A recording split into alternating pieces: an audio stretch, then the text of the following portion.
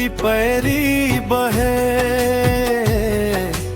एक कोती सोंडूरू, दोनों के संगम जैसे माया के सिंदूर। कल कल कहूँ कहूँ नदिया बहाय, मन भीतर माँ मीठ गंत गवाय। शीतल हवा के नाव रे, नदिया तीर मोर गाँव रे।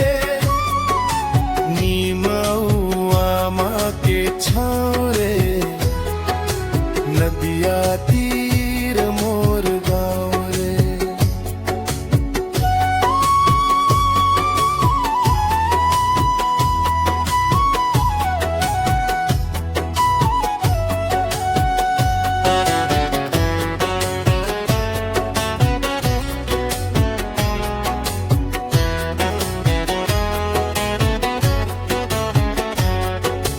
खेत खलिहान मछाए हरियाली,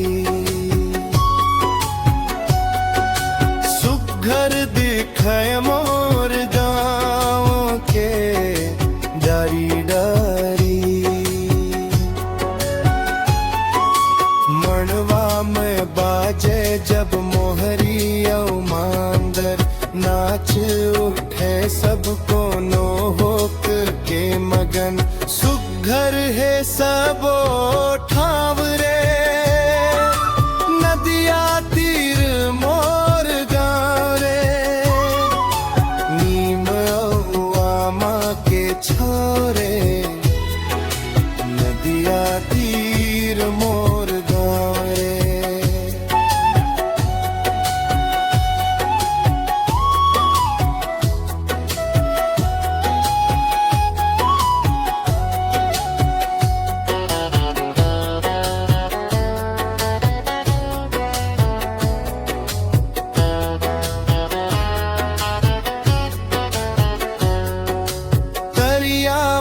कमल खिले, चिड़ै चिरगुन चहके। गाँव के गलियों माँ माया महके। भोला भाला हवई गाँव के ससंगी, बैठ जाथन सबो नीम के तरी। छूट जाथे सबो घाम रे, नदिया तीर मोर गाँव रे। नीम आमा के छाँव रे, नदिया तीर मोर गाँव रे। पैरी औ सोंडूर के आशीष ह पाय, तभे तो गाँव मोर सर्ग कहाय। नीम आमा के छाँव रे, नदिया तीर मोर गाँव रे। हाँ, नदिया तीर मोर गाँव रे। जय छत्तीसगढ़।